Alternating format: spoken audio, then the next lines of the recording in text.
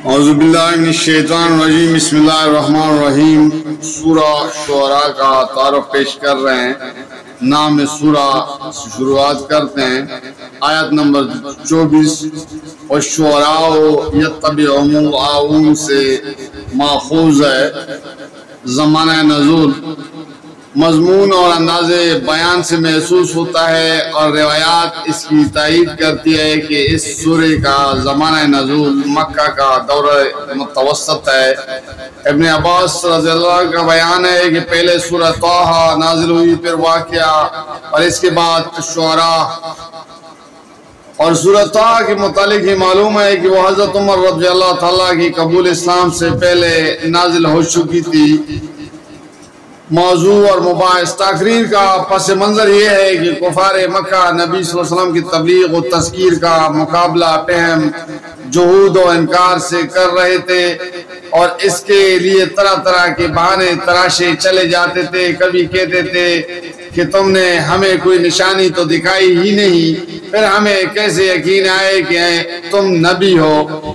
کبھی آپ کو شاعر اور کاہن قرار دے کر آپ کی تعلیم و تلقین کو باتوں میں اڑا دینے کی کوشش کرتے، اور کبھی یہ کہہ کر آپ کے مشن کا استخفاف کرتے کہ ان کے پیرو یا تو چند نادان نوجوان ہیں یا پھر ہمارے معاشرے کے ادنا طبقے کے لوگ۔ حالانکہ اگر اس تعلیم میں کوئی جان ہوتی تو اشراف قوم اور شیوخ اس کو قبول کرتے۔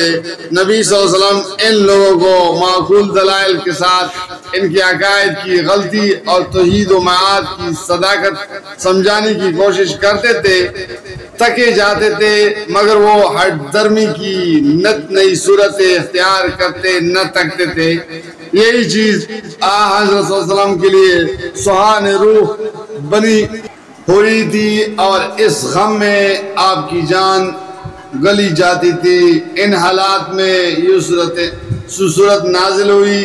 کلام کا آغاز اس طرح ہوتا ہے کہ تم ان کے پیچھے ہی جان کیوں گلاتے ہو؟ ان کی ایمان نہ لانے کی وجہ یہ نہیں ہے کہ انہوں نے کوئی نشانی نہیں دیکھی، بلکہ اس کی وجہ یہ ہے کہ یہ ہر درم ہے، سمجھانے سے نہیں ماننا چاہتے، کسی ایسی نشانی کے طالب ہیں جو زبردستی ان کی گردنیں جھکا دے، اور وہ نشانی اپنے وقت پر جب آ جائے گی تو انہیں خود معلوم ہو جائے گا کہ جو بات انہیں سمجھائی جا رہی تھی وہ کیسی برحق تھی۔ اس تمہید کے بعد 10ویں رکوع تک جو مضمون مسلسل بیان ہوا ہے وہ یہ ہے کہ طالب حق لوگوں کے لیے تو خدا کی زمین پر ہر طرف نشانیاں ہی نشانیاں پھیلی ہوئی ہیں جنہیں دیکھ کر وہ حقیقت کو پہچان سکتے ہیں، لیکن ہر درم لوگ کبھی کسی چیز کو دیکھ کر بھی ایمان نہ لائے ہیں۔ ان آفاق کی نشانیاں دیکھ کر اور نہ انبیاء کے معجزات دیکھ کر وہ تو ہمیشہ اس وقت تک اپنی ضلالت پر جمے رہے ہیں جب تک خدا کے عذاب نے آ کر ان کو گرفت میں نہ لے لیا ہو۔ اسی مناسبت سے تاریخ کی 7 قوموں کی حالات پیش کیے گئے ہیں جنہوں نے اسی ہر درمی سے کام لیا تھا جس سے کفار مکہ کام لے رہے تھے، اور اس تاریخی بیان کی ضمن میں چند باتیں ذہن نشین کرائی گئی ہیں۔ اول یہ کہ نشانیاں 2 طرح کی ہیں۔ ایک قسم کی نشانیاں وہ ہیں جو خدا کی زمین پر ہر طرف پھیلی ہوئی ہیں، جنہیں دیکھ کر ہر صاحب عقل آدمی تحقیق کر سکتا ہے کہ نبی جس چیز کی طرف بلا رہا ہے وہ حق ہے یا نہیں۔ دوسری قسم کی نشانیاں وہ ہیں جو فرعون اور اس کی قوم نے دیکھی، قوم نوح نے دیکھی، عاد اور سمود نے دیکھی، قوم لوط اور اصحاب الایکہ نے دیکھی۔ اب یہ فیصلہ کرنا خود کفار کا اپنا کام ہے کہ وہ کس قسم کی نشانی دیکھا چاہتے تھے۔ دوم یہ کہ ہر زمانے میں کفار کی ذہنیت ایک سی رہی ہے، ان کی حجتیں ایک ہی طرح کی تھی، ان کے اعتراضات یکساں تھے، ایمان نہ لانے کے لیے ان کے ہیلے اور بہانے یکساں تھے، اور آخرکار ان کا انجام بھی یکساں ہی رہا۔ اس کے برعکس ہر زمانے میں انبیاء کی تعلیم ایک تھی، ان کی سیرت و اخلاق کا رنگ ایک تھا، اپنے مخالفوں کے مقابلے میں ان کی دلیل و حجت کا انداز ایک تھا، اور ان سب کے ساتھ اللہ کی رحمت کا معاملہ بھی ایک تھا۔ یہ دونوں نمونے تاریخ میں موجود ہیں۔ کفار خود دیکھ سکتے ہیں کہ ان کی اپنی تصویر کس نمونے سے ملتی ہے اور محمد صلی اللہ علیہ وسلم کی ذات میں کس نمونے کی علامات پائی جاتی ہیں۔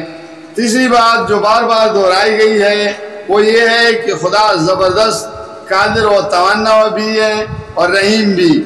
تاریخ میں اس کے قہر کی مثالیں بھی موجود ہے اور رحمت کی بھی۔ اب یہ بات لوگوں کو خود ہی طے کرنی چاہیے کہ وہ اپنے آپ کو اس کے رحم کا مستحق بناتے ہیں یا قہر کا۔ آخری رکوع میں اس بحث کو سمیٹتے ہوئے کہا گیا ہے کہ تم لوگ اگر نشانیاں ہی دیکھنا چاہتے ہو تو آخر وہ خوفناک نشانیاں دیکھنے پر کیوں اصرار کرتے ہو جو تباہ شدہ قوموں نے دیکھی ہے؟ اس قرآن کو دیکھو جو تمہاری اپنی زبان میں ہے، محمد صلی اللہ علیہ وسلم کو دیکھو، ان کے ساتھیوں کو دیکھو، کیا یہ کلام کسی شیطان یا جن کا کلام ہو سکتا ہے؟ کیا اس کلام کا پیش کرنے والا تمہیں کاہن نظر آتا ہے؟